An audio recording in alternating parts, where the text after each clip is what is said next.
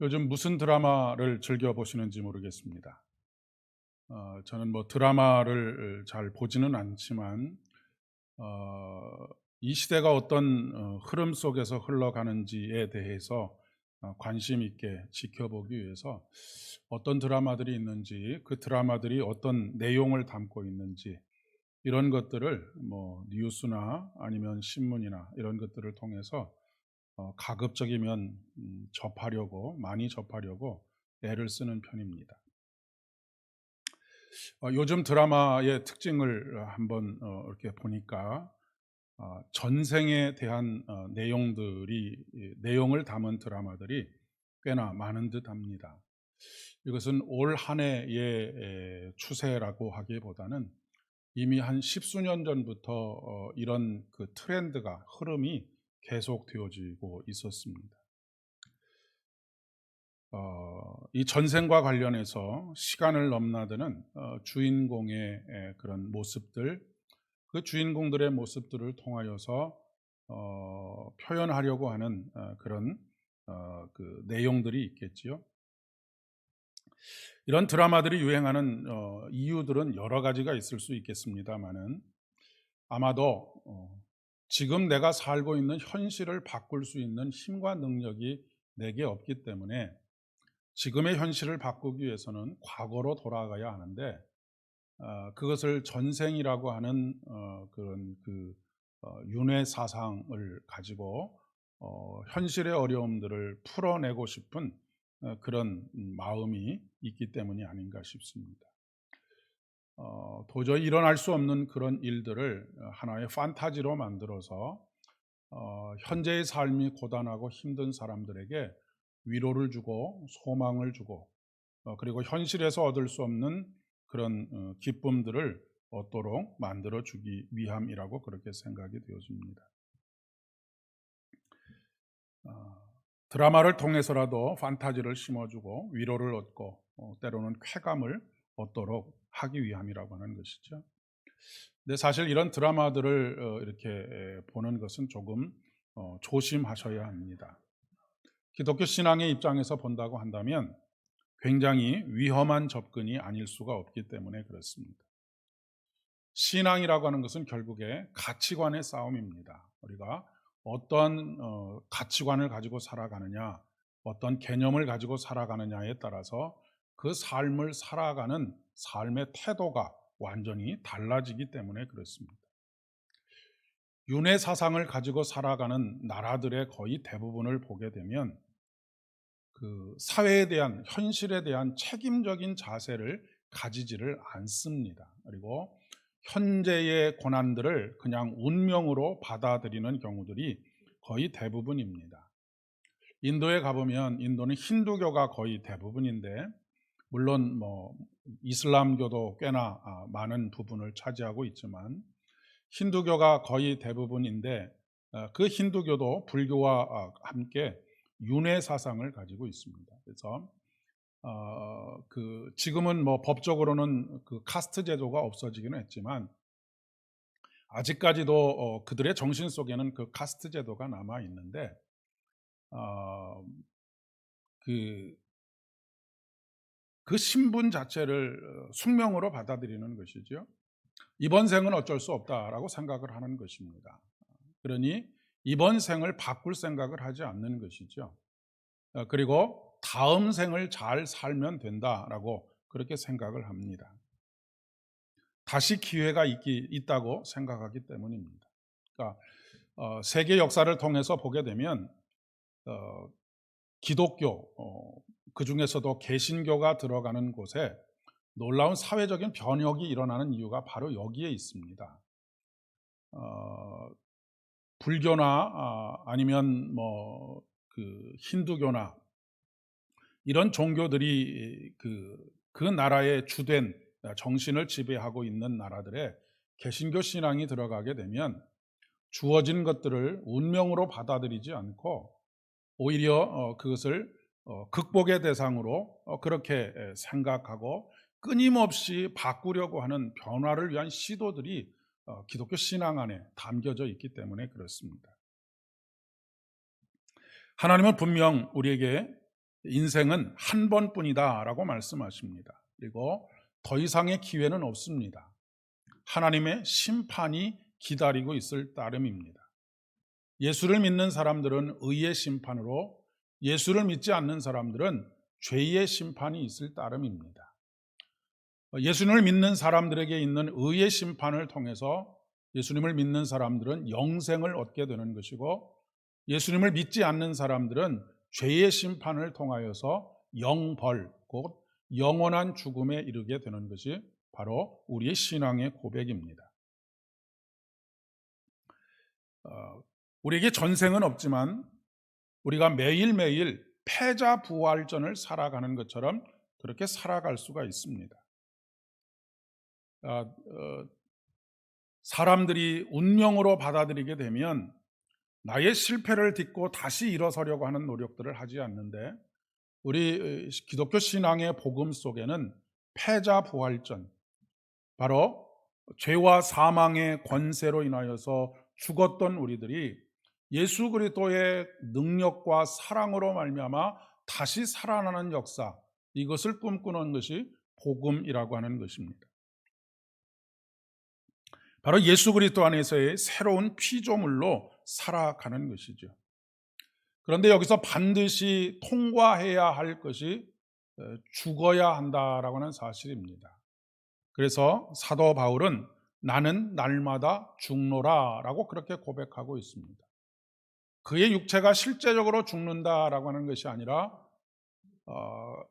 우리를 죽음에서 생명으로 옮기시는 예수 그리스도의 십자가의 은혜 앞에서, 그분의 은혜 안에서 살아가고 있다라고 하는 것을 고백하는 것입니다. 그렇기 때문에 사도 바울의 일생 동안 몰두했던 하나의 생각이 있는데, 그것이 뭐냐면 예수 안에 있는 것입니다. 예수 안에서 발견되기를 원하고 예수 안에서 살아가기를 원하는 것, 그것이 바로 사도 바울의 유일한 소망이라고도 이야기할 수가 있겠습니다. 그런데 이 새로운 삶은 내가 만들어 갈 수 있는 삶이 아니라고 하는 것이지요. 내가 결단한다고 해서, 새로운 마음을 먹는다고 해서 그런 삶을 살아갈 수가 없습니다. 내가 만들어가는 삶은 언제나 우리가 이전에도 경험했던 것처럼 후회가 남는 삶을 살게 됩니다. 그리고 또한 아쉬움이 남는 삶을 살게 됩니다. 내가 이렇게 살면 안 되는데 라고 하는 그런 마음들이 늘 찌꺼기처럼 남아있는 삶은 내가 만들어가는 삶이라고 이야기할 수 있습니다. 하지만 성령께서 역사하시고 성령께서 이끄시고 성령께서 섭리하시는 삶은 전혀 다른 삶을 말하는 것입니다. 계시록의 말씀을 통하여서 예수님께서 우리에게 이렇게 말씀하시죠. 내가 만물을 새롭게 하노라 라고 하시고, 또 이르시되 이 말은 신실하고 참되니 기록하라 라고 말씀하고 있습니다.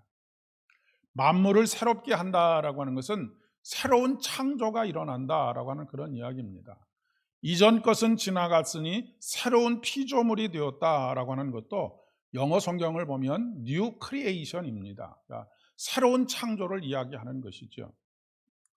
하나님의 창조 사역은 처음 세상이 만들어지는 것에서 모든 것이 다 끝난 것이 아닙니다.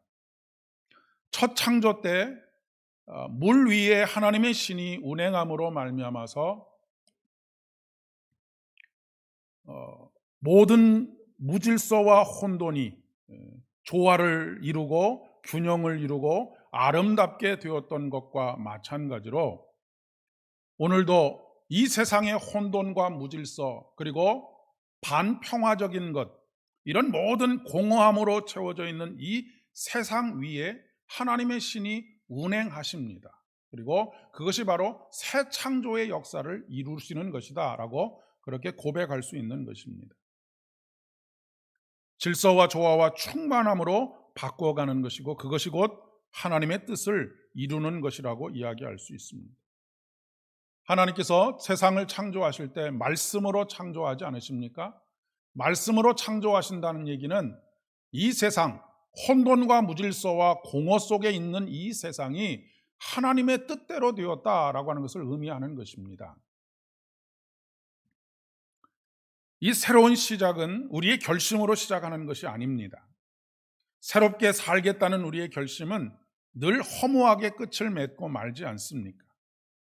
새로운 시작은 성령에 대한 갈망으로부터 시작이 되는 것입니다. 새로운 피조물이라고 하는 것은 성령으로 숨쉬기 시작하는 것을 말하는 것입니다. 거듭난다라고 하는 말의 의미는 이전에는 방탕한 삶을 살다가 새로운 삶을 살기로 다짐했다라고 하는 것이 아니고, 본래 거듭났다라고 하는 말의 의미는 하늘로부터 났다라고 하는 것입니다. 하늘로부터 났다라고 하는 것은 하늘의 하나님 성령으로 우리가 다시 태어났다라고 하는 것을 의미하는 것이죠. 근본이 완전히 달라진 것을 말하는 것입니다. 땅에 있는 것으로 새롭게 되었다라고 하는 것이 아니고 하늘로부터 새롭게 되었다라고 하는 것입니다. 이 땅에 있는 것은 아무리 새로운 것이 나와도 다 옛날 옛적에 있었던 것을 다시 우리가 새롭게 보는 것일 뿐인 것이지요. 존재의 새로움을 매일매일 경험하면서 살아가는 것입니다. 이렇게 새로운 피조물로 살아가게 되면 삶의 지루함이나 권태로움을 느낄 겨를이 없게 되는 것이죠. 어제의 나로 인해서 한숨 쉴 필요도 없게 됩니다. 지난날의 일들로 인해서 후회하고 가슴 아파할 일도 없게 되는 것이죠. 왜냐하면 예수 그리스도 안에서 이전 것은 지나갔기 때문에 그렇습니다. 여러분, 우리가 세상에 살아가면서 강물을 돌릴 수 있는 사람이 있습니까? 강물은 한번 흘러가면 다시는 되돌아오지 않습니다. 이전 것이 지나갔다라고 하는 말은 이미 흘러갔다라고 하는 것입니다. 그 물이 다시 돌아와 우리를 괴롭히고 우리를 가슴 아프게 하고 우리를 고통스럽게 할 수가 없는 것입니다. 그런데 우리는 늘 이것을 되돌려서 10년 전에 아파했던 것을 오늘도 아파하고 20년 전에 고통스러워했던 것을 가지고 오늘도 고통스러워하는 것이 바로 우리의 심정입니다. 그러니 오늘 우리가 이 죽음의 굴레에서 벗어나기 위해서는 바로 새로운 피조물로서 우리를 만드시는 성령 하나님의 역사를 경험하면서 살아가야 한다라고 하는 것을 말하고 있는 것이죠. 하나님은 날마다 만물을 새롭게 하십니다. 그리스도 안에서 어제와 똑같은 오늘은 없는 것입니다. 그저 새로운 피조물이 있을 따름입니다. 새로운 피조물이 된다라고 하는 것은 창세 전에 이미 우리 한 사람 한 사람을 향하여 가지고 계셨던 계획을 나의 비전으로 삼고 살아가게 되는 것을 의미하기도 합니다. 내 계획과 내 생각이 아니라 아버지께서 나를 복중에 짓기 전부터 가지고 계셨던 계획들, 그리고 그 생각들입니다. 그동안 내가 해왔던 일과 전혀 다른 일을 선택할 수 있습니다. 아니면 내가 해왔던 일과는 전혀 다른 일을 선택할 수도 있습니다. 중요한 것은 그 일을 대하는 자세입니다. 내가 소명자가 되었다라고 하는 것을 의미하는 것이기 때문에 그렇습니다. 예레미야 선지자는 이렇게 우리에게 자신의 믿음을 고백합니다. 복중에 짓기 전부터 하나님께서 자신의 탄생을 계획하셨다라고 하는 고백입니다. 우리들도 마찬가지입니다. 우리는 우연히 태어난 존재가 아닙니다.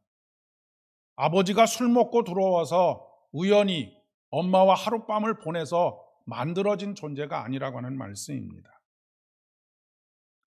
하나님의 선하신 의지와 뜻대로 태어났습니다. 그것이 바로 창조와 재창조의 삶을 말하는 것입니다. 우리가 인생을 가장 성공적으로 살 수 있는 방법은 하나님 아버지의 계획과 뜻을 알고 순종하는 것입니다. 하나님만큼 완벽한 설계자가 없기 때문이지요. 그러면 왜 삶이 고통스럽고 삶이 아름답지 못한가? 그것은 하나님의 뜻을 깨닫지 못하고 하나님의 뜻대로 순종하지 않기 때문입니다. 그분의 뜻대로 말씀대로 창조된 모든 것은 보시기에 아름다웠다라고 말씀하고 있습니다. 그런데 우리는 행복하기 위해서 우리 자신이 새로운 피조물이 되는 것에 몰두하는 것이 아니라 우리의 삶의 조건과 환경을 바꾸는 일에 거의 모든 것을 다 쏟아붓습니다. 그러나 아무리 겉을 바꾸어도 우리의 속사람은 행복하지 않지요. 좋은 옷을 입으면 물론 기분이 좋습니다. 그러나 그 좋은 옷을 입고 사는 것이 우리에게 행복을 가져다 주는 것은 아니지 않습니까? 좋은 환경에서 살아가려고 하는 마음 자체가 잘못됐다는 말씀을 드리는 것이 아닙니다. 속사람이 변하여 바뀌는 복, 이것은 좋은 환경 속에 살아가는 것과는 비교할 수 없는 행복을 가져다 준다라고 하는 것입니다. 왜냐하면 우리의 근본이 바뀌는 것이고 우리의 근본은 예수 그리스도와 연결되어 있으며 예수 그리스도와 연결되어 있는 우리는 소망이 있고 기쁨이 있고 감사가 있는 삶의 열매들을 우리가 의도하지 않아도 저절로 맺을 수가 있기 때문에 그렇습니다.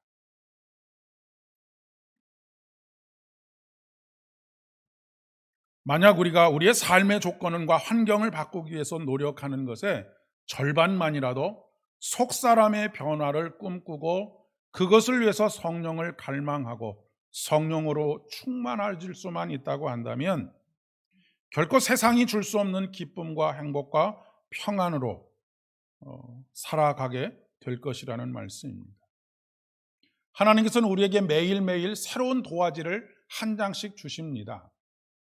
어제는 실수로 검은 먹물을 쏟아 부어서 그림이 엉망이 된 도화지로 인해서 마음이 상하였을 수는 있겠지만 오늘 다시 새로운 백지를 한 장 우리에게 주시고 그곳에 시간 구애받지 말고 마음껏 하나님의 뜻을 구하고 그 안에서 자신의 인생을 그려보라고 말씀하십니다. 우리에게 그 기회를 주시기 위해서 우리 주님께서는 십자가에 못 박히셨습니다. 다윗은 하나님의 사람으로서 씻을 수 없는 죄를 지은 사람입니다. 바세바와의 간음도 용서받을 수 없는 일인데 그 허물을 숨기기 위해서 바세바의 남편을 전쟁터에서 죽음에 이르도록 교사했던 사람이 바로 다윗입니다. 만약 요즘에 이런 일들을 벌였다고 한다면 이 사람은 우리 사회에서 매장되고 말았을 것입니다.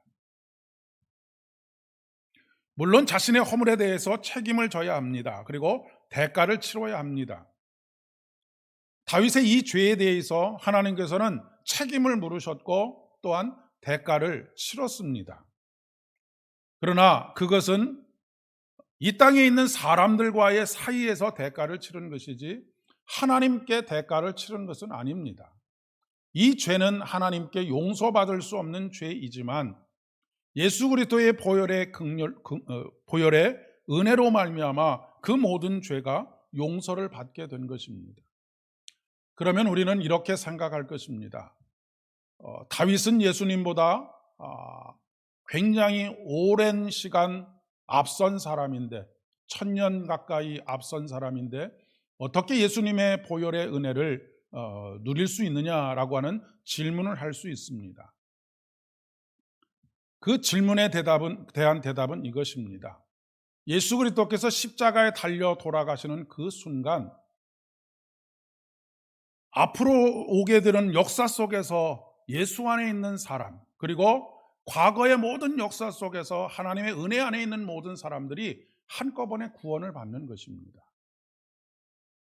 이것이 가능한 이유는 우리는 시간이라고 하는 테두리 안에서 예수님을 믿고 우리의 시작과 끝이 있지만 하나님께서는 시간 밖에 계시고 하나님께서 인간이 되셨다라고 하는 것은 그 시간 안으로 들어오신 것이기 때문에 그렇습니다.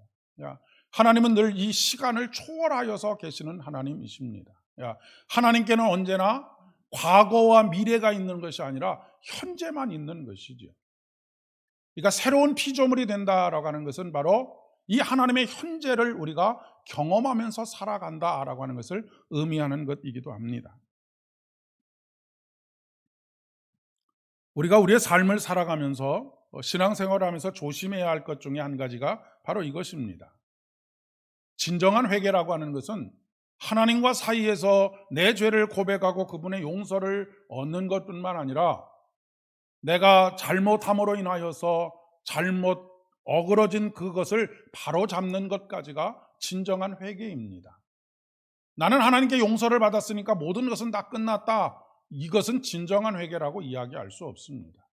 잘못된 것을 바로잡는 것, 만약에 잘못된 것을 바로잡을 수 없다고 한다면, 죽은 사람을 다시 살려낼 수 없다고 한다면 그것에 맞는 대가를 치러라 라고 하는 것이 구약의 요구입니다.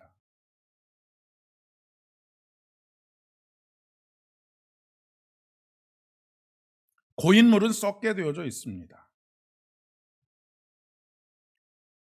흘러보내야 하는 우리의 모든 허물과 연약함들, 그것을 다시 끌고 와서 다시 그것을 붙잡고 씨름하면 고인물이 되고 맙니다.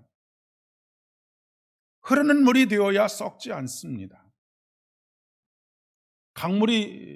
흐르는 강물이 썩지 않는 것과 마찬가지입니다. 우리는 늘 성령 안에서 새로움을 추구해야 합니다. 그러려면 흘려보내야 할 것들을 흘려보내야 합니다. 우리가 세상 속에서 한숨 짓는 것, 아쉬워하는 것, 이런 것들을 흘려보내지 못하면 새로운 피조물로서의 삶을 살아가는 것이 불가능합니다. 붙잡고 있으면 안 되는 것이지요. 하지만 우리가 반드시 붙잡아야 될 한 분이 계십니다. 그것은 바로 예수 그리스도입니다. 예수 그리스도를 붙잡아야지만 소망이 있습니다. 좋은 가지에 접붙임을 당해야지만 좋은 가지의 성질을 가진 열매를 맺을 수 있습니다. 그러니까 우리가 예수 그리스도의 보혈의 은혜로 말미암아서 하나님과 하나로 연합되어지는 접붙임을 받게 될 때 우리는 비로소 하나님의 형상으로 인한 열매들을 맺어갈 수 있는 것입니다. 이런 말이 있습니다. 과거는 동메달이고 미래는 은메달이고 현재는 금메달이다 라고 하는 말이 있습니다. 우리가 살아가고 있는 현재, 우리에게 주어지는 바로 이 시간이 가장 고귀한 시간이라고 하는 말씀입니다.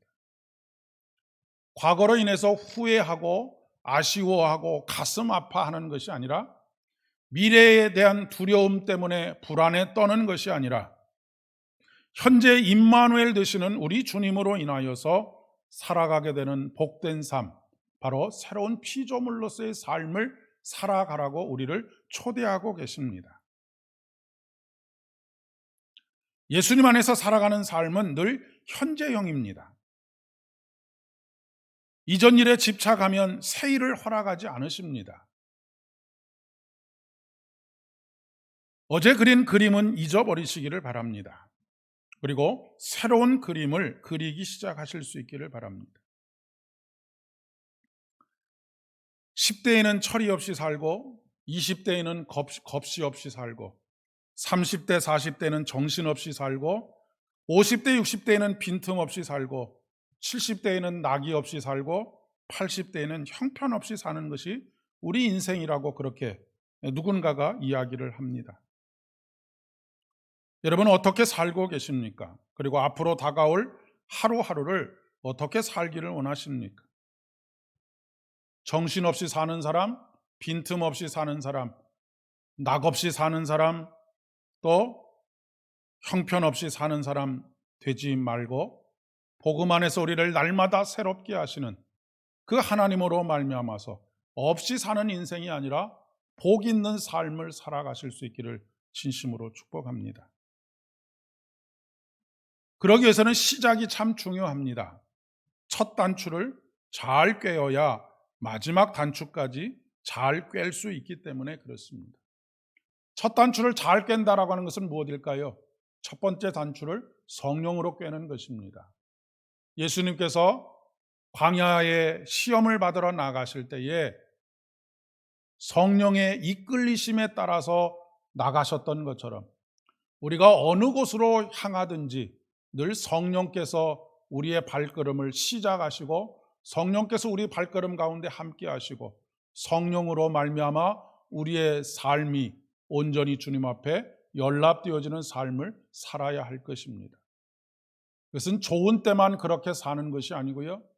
힘들고 어려울 때도 질병 가운데 있을 때에도 오직 성령으로 살아가는 삶, 바로 이 삶이 새로운 새 창조의 삶을 살아가시는 것이라는 것을 꼭 잊지 마시고 오늘도 성령을 갈망하고 성령으로 충만한 새로운 피조물로서의 삶을 살아가시는 저와 여러분 되실 수 있기를 진심으로 축복합니다. 기도하겠습니다.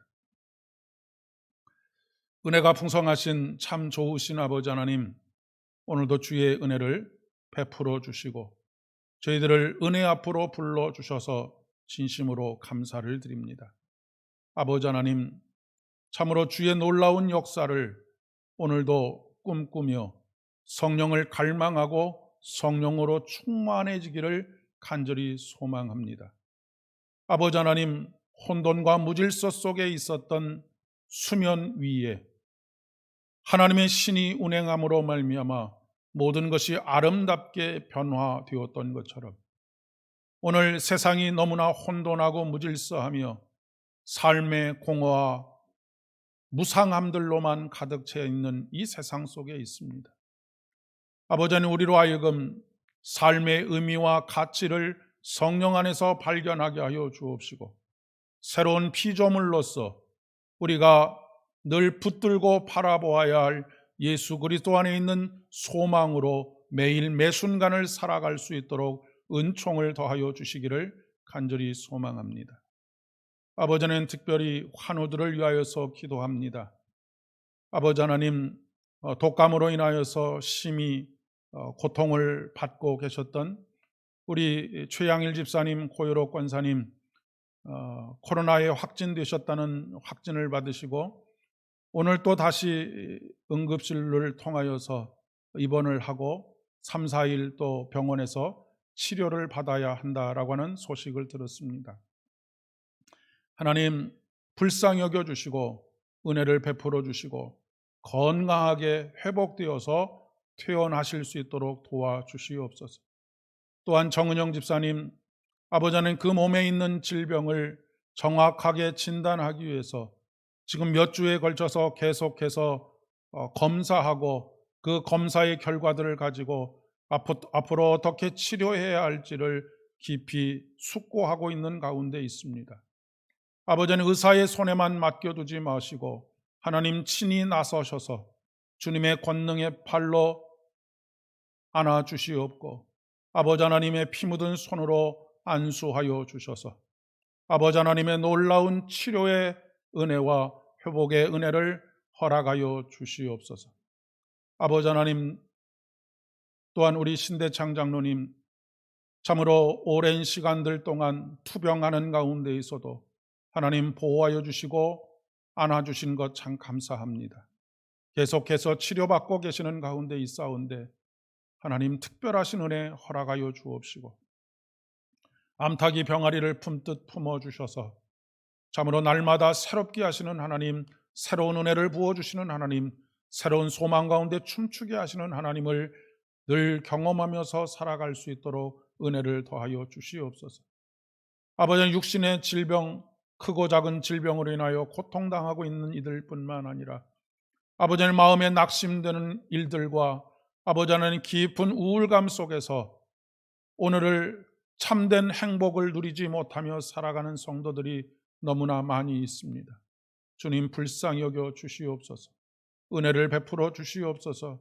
주의 십자가의 은혜로 말미암아 새로운 소망을 발견하게 하여 주옵시고 날마다 감사와 기쁨이 넘치는 귀한 삶 살아갈 수 있도록 은총을 더하여 주시옵소서. 아버지 하나님, 또한 7월 말 8월 초에 아동부와 청소년부 수련회와 성경학교를 앞두고 있습니다. 아버지 하나님을 만나는 참으로 귀한 생명의 시간들 되어질 수 있도록 주님 특별하신 은혜 베풀어 주옵시고, 이 어린 시절 청소년의 시절에 만났던 그 하나님이 일평생 저들의 삶의 길잡이가 되게 하여 주시오며 그 발의 등이 되어 주시기를 간절히 소망합니다. 이 일을 위하여 준비하는 모든 손길들 가운데 함께하여 주옵시고, 우리 모두가 함께 기도하는 가운데 아버지 하나님, 우리 삼보교회를 통해서 이루실 하나님의 크고 놀라운 일들을 함께 꿈꾸며 나아갈 수 있도록 은총을 더하여 주시옵소서.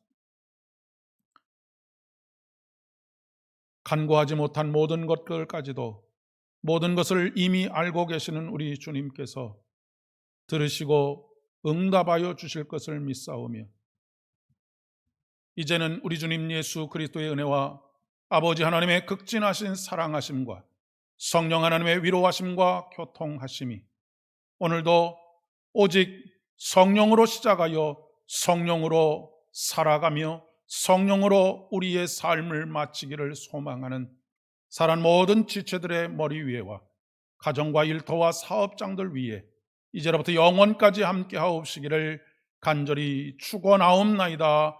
아멘.